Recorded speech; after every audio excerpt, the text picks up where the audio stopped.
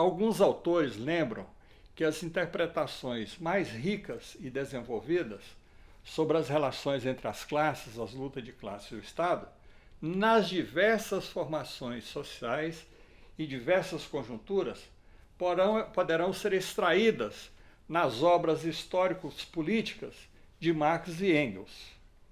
Aí eles não ficam presos ao nível de abstração mais elevada, que são características das obras filosóficas, principalmente da ideologia alemã.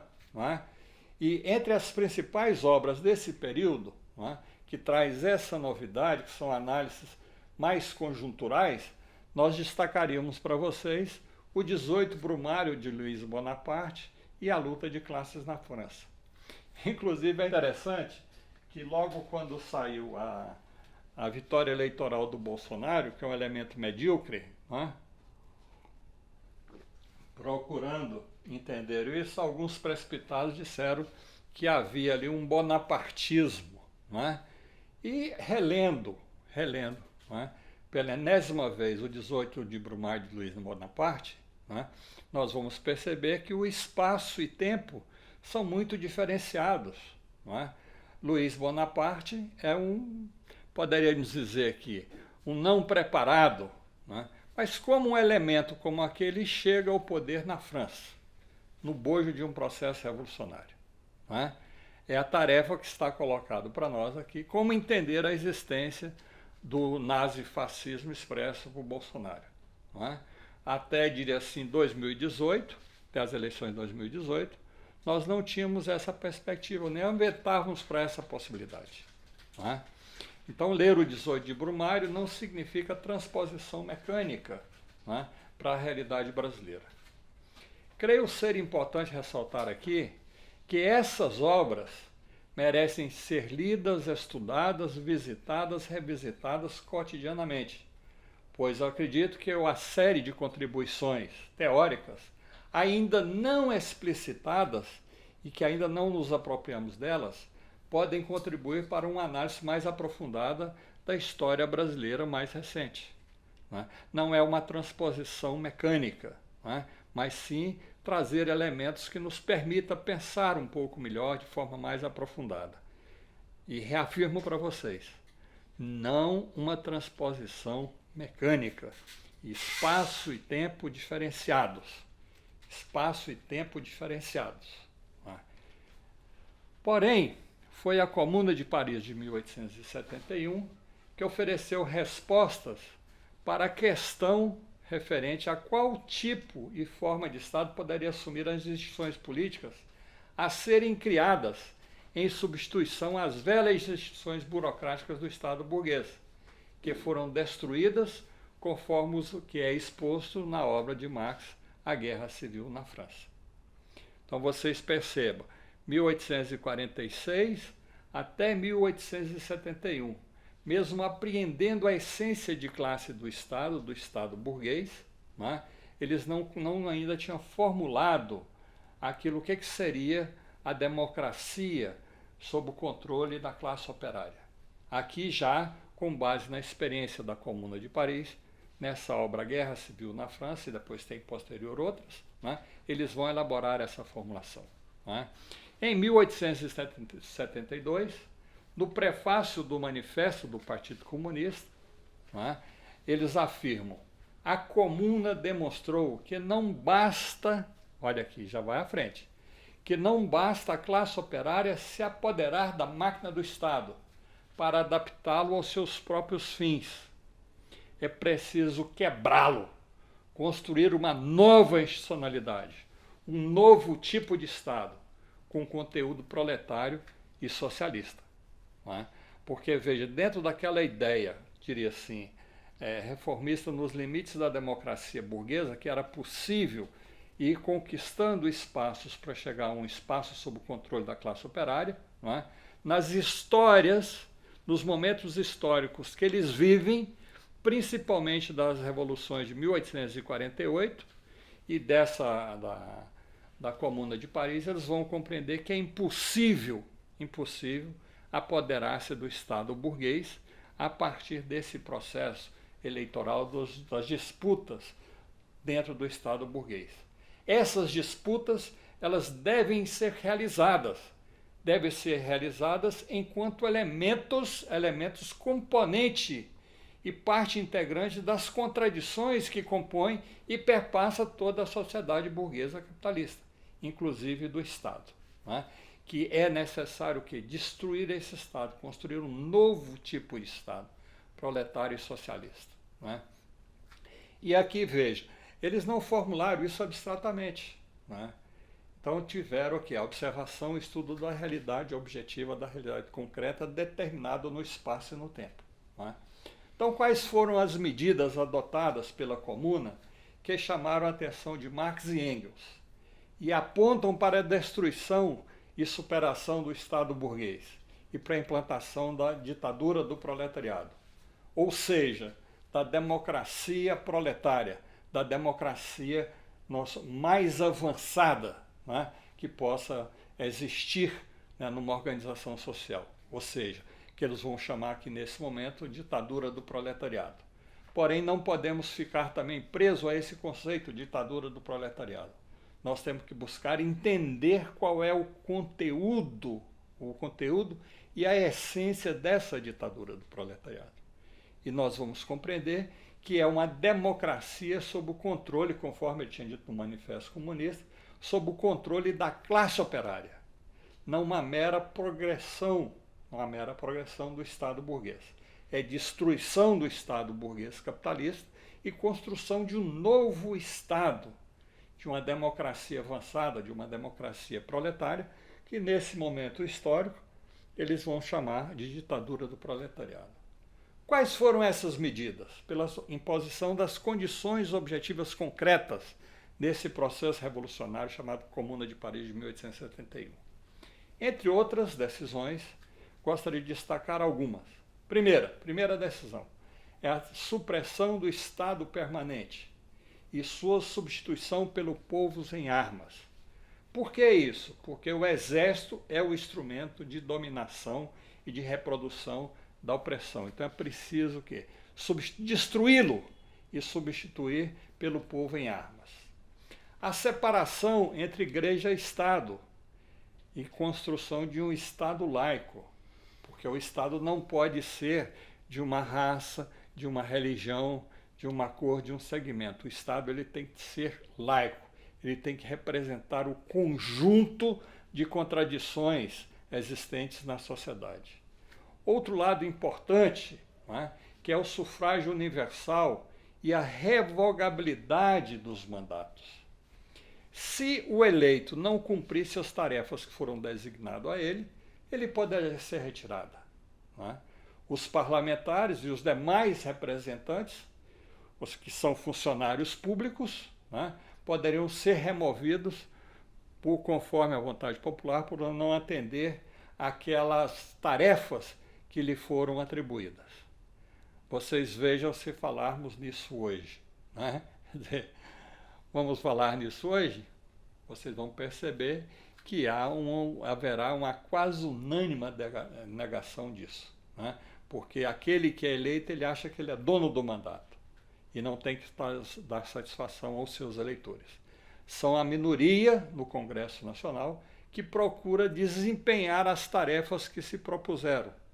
A grande maioria procura, através de uma série de mecanismos escusos, se enriquecer e atender os interesses dos diversos segmentos das classes dominantes, da burguesia, não é?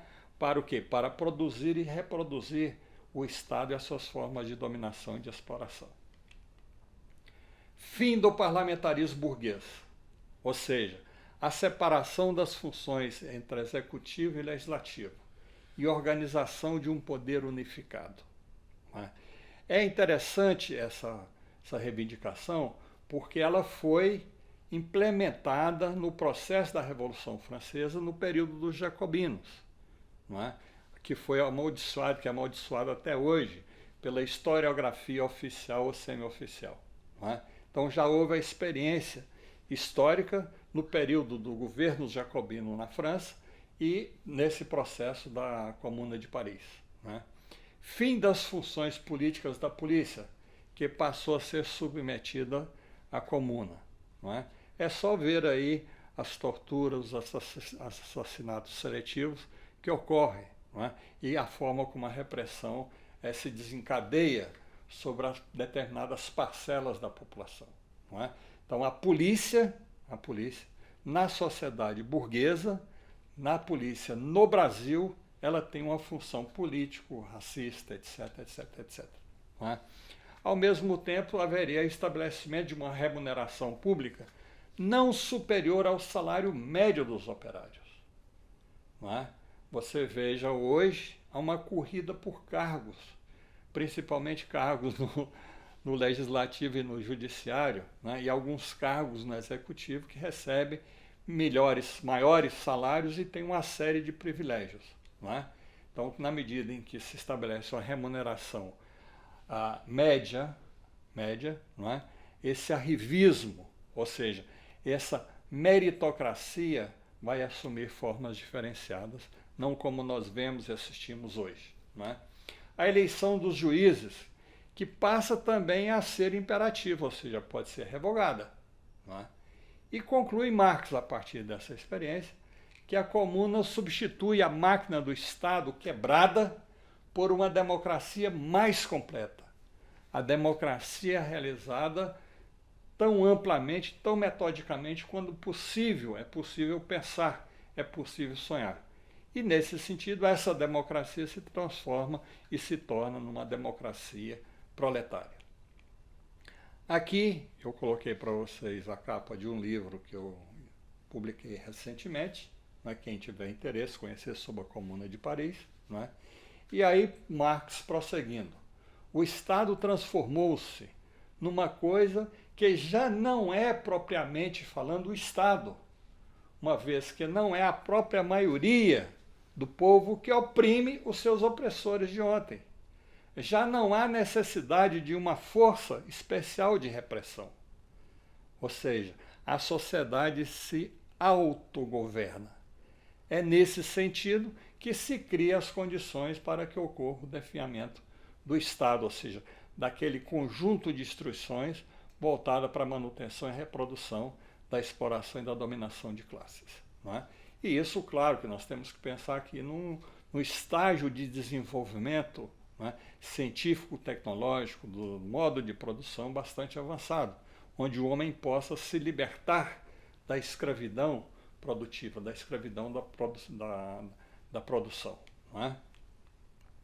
E aqui é importante, aqui quando estamos fazendo essa afirmação, não se trata do Estado burguês capitalista, mas de um Estado proletário socialista, que esteja em transição para o comunismo, para a construção de uma sociedade sem Estado. Para construir essa sociedade sem Estado, é necessário suprimir as classes. Ou seja, esse Estado proletário, ele tem por função construir as condições de eliminar a exploração e a dominação de classes. Né? E essas contribuições históricas são muito inovadoras, inclusive neste momento. Não é? Neste momento. E aí eu chamo aqui a Engels, né, para tratar dessa questão junto conosco, não é? Que está expressa na obra Origem da Família, da Propriedade Privada do Estado, que também marca um momento brilhante na elaboração da teoria marxista do Estado, sobre suas origens, seu papel, e que nos possibilita as seguintes conclusões. É uma obra também a ser lida, pesquisada, A Origem da Família, da Propriedade Privada do Estado, e do Engels, que é uma obra que foi sistematizada a partir do resultado de uma discussões, debates entre Marx e Engels, inclusive anotações do próprio Marx. Né? O Estado não existiu sempre. As sociedades primitivas prescindiram deles. O Estado torna-se necessário a partir de um determinado grau de desenvolvimento das forças produtivas e o surgimento da propriedade privada individual e, claro, e inevitavelmente, das classes sociais antagônicas.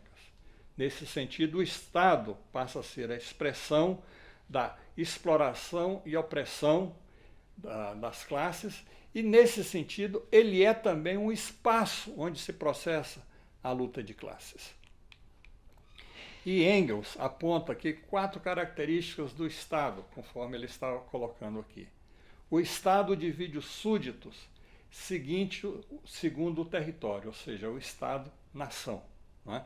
Seja lá na antiguidade clássica, no sistema feudal e no sistema burguês capitalista. Não é? O poder público já não corresponde ao povo em armas. Nasce a burocracia e o militarismo. Então são elementos componentes do Estado de classes, essa característica. O militarismo, eu chamaria de atenção para vocês, o militarismo e a burocracia, que são elementos fundamentais e importantes para a manutenção e reprodução dessas relações de exploração e dominação. Não é? Terceiro, a exigência de elementos materiais de coerção, as prisões, os tribunais, etc. Daí o caráter político das polícias. Não é? Não podemos esquecer isso. E 4, a exigência de impostos e órgãos arrecadadores que são voltados para a manutenção dessa máquina estatal exploradora e opressora. Não é? Então vocês percebam que aqui, nessa caracterização sobre o Estado de Engels, estão esses elementos interligados, que são parte dessa totalidade. Não é? O Estado, ainda dando continuidade, é a confissão de que a sociedade se envolveu numa contradição insolúvel consigo mesma, de que está cindida por antagonismos irreconciliáveis, sendo incapaz de eliminá-los. Mas a fim de que esses antagonismos não destruam a sociedade numa luta estéril, nasce a necessidade de uma potência que se coloque aparentemente acima da sociedade, que amenize o conflito e que o mantenha nos limites da ordem. Este poder que procede da sociedade, mas que se coloca acima dela, é o Estado. Não é? Estamos aí reivindicando nesse exato momento, não é? O limite de cortes às políticas públicas. Estamos reivindicando a permanência e ampliação das políticas públicas. Políticas públicas que são executadas por quem? Pelo Estado. Não é? Então, veja, o Estado, naquela visão que foi colocada anteriormente, ele tem que fazer concessões, mas o objetivo principal e determinante é manter a ordem da exploração e da dominação de classes. Não é? Esse é o objetivo da existência do Estado escravista, do Estado feudal, do Estado burguês capitalista, e que não será, segundo as experiências históricas, do Estado socialista, do Estado onde prevaleça uma democracia proletária de uma democracia socialista. Não é? O Estado é o órgão da classe economicamente dominante, que através dele se torna também dominante politicamente e adquire assim um novo instrumento para manter subjugada a classe oprimida e explorada. Assim como o Estado antigo foi o Estado dos possuidores de escravos para manter subjugados os escravos, assim também o Estado feudal foi o órgão da nobreza para manter a submissão dos servos. O Estado representativo moderno, burguês e capitalista, é um instrumento para a exploração do trabalho assalariado pelo capital. Não é? Então, segundo aqui as análises liberais ou neoliberais, é importante estabelecer algumas diferenciações, não é?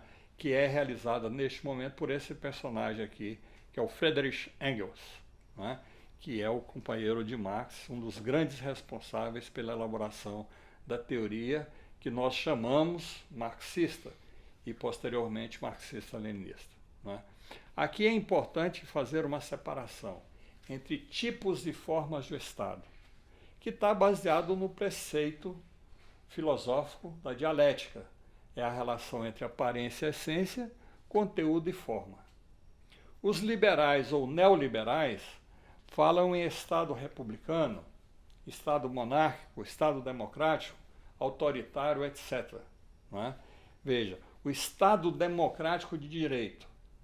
Do ponto de vista teórico, essa formulação ela traz uma contradição entre si. Estado é um conjunto de instituições, democrático diz respeito a regime político, direitos diz respeito à correlação de forças existente na luta de classes em cada momento histórico. Então veja, nesse Estado democrático de direito se configura e se compõe elementos de naturezas diferentes e que leva, do ponto de vista teórico, a certos equívocos. Mas do ponto de vista político, na luta contra o nazifascismo, é importante manter a reivindicação e aliança com setores liberais, burgueses, etc., essa reivindicação, não é? Que está estabelecido pela Constituição, contra o avanço do autoritarismo, não é? Do nazifascismo. Não é? Então ele tem esse caráter político no espaço e no tempo. Não é? Então esses setores se limitam a debater a questão da forma, da aparência, dos aspectos jurídicos, políticos, formais e legais, e não a natureza de classe do poder econômico e político, concentrado, e claro que ideológico também, concentrado a nível estatal. Ela é determinada pela correlação de forças entre as classes sociais em luta. Por isso, a forma pode mudar mais radicalmente do que o conteúdo, o tipo. Não é? Vocês podem observar que é o Estado capitalista burguês, ou burguês capitalista, mas as formas são mais diferenciadas. Não é? Monarquia constitucional, república, autoritarismo, ditadura, não é? Mas o tipo de Estado é um Estado burguês capitalista. Não é? Já para Marx e Engels, o tipo, ou seja, sua característica essencial, o seu conteúdo de Estado, é dado pelo caráter de classes, ou seja, qual é a classe dominante que controla o poder econômico político, ou político econômico, e, evidentemente, o poder político ideológico. Né? O tipo de Estado é a maneira pela qual o poder de Estado apresenta num determinado momento, num determinado modo de produção. O mesmo tipo de Estado, seu conteúdo de classe, pode apresentar diversas formas de governo, determinada pelo espaço e tempo, pela correlação de forças. No entanto, continua aqui faltando uma análise de outras dimensões do Estado, ou seja, os aparelhos de ideologia, os aparelhos ideológicos. Não foi possível a Marx e Engels desenvolverem uma teoria específica sobre o Estado em modos de produção e em formações sociais diferentes e concretas, conforme, inclusive, aquilo que foi confessado por Engels.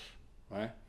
Existem, nesses autores, elementos introdutórios para a construção de uma concepção ampliada de Estado e a formulação de teorias de Estado em outras formações sociais, como, por exemplo, não é? Que é uma obra não muito lida, não é? Nem muito citada, mas tem ali já elementos para essa análise, que são as formações econômicas pré-capitalistas, não é?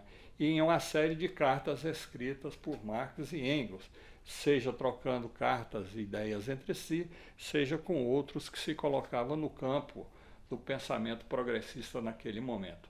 Mas chama a atenção de vocês também para a importância da leitura dessa obrazinha, chama Formações Econômicas Pré-Capitalistas. Essa interpretação pode ser resumida na teoria marxista do Estado da seguinte forma. Aí, recorrendo ao Carlos Nelson Coutinho, que é considerado um reformista, mas é importante essa fala dele, não é? A gênese do Estado reside na divisão da sociedade em classes, razão pela qual ele só existe enquanto existir essa divisão. E a função do Estado é precisamente a de conservar e reproduzir essa divisão, garantindo assim que os interesses particulares de uma classe se imponham como interesse geral da sociedade. E para isso é necessário chama atenção, dos aspectos ideológicos. Marx, Engels e Lenin examinaram também a estrutura do Estado. Indicaram a repressão, ou seja, o monopólio legal, o fato da existência da repressão e da violência organizada. Não é? Então, essa repressão é o modo principal através do qual o Estado, em geral, faz valer essa natureza de classe, o seu conteúdo de classe. Em suma, os clássicos tendencialmente identificam o Estado, a máquina estatal, como um conjunto de aparelhos repressivos. Porém, não é só isso, não é? Porque nós podemos dizer aqui que conclui aqui os clássicos tendem a encarar o Estado fundamentalmente por suas funções repressivas. Isso foi correto, segundo Décio Sais. Um conceito não pode ser uma cópia exaustiva de qualquer fenômeno. Ele consiste tão somente na enunciação, em termos científicos, dos seus aspectos essenciais e invariantes. Contudo, essa tendência foi levada ao limite na tradição marxista-leninista. Pergunto aqui, Marx, Engels e Lenin encerraram e concluíram essa tarefa? O meu entendimento é que não. O Estado é essencialmente, segundo eles, aparato organizado de repressão e dominação. Mas não é só isso. Se nós formos analisar as sociedades posteriores e principalmente as sociedades atuais, não é?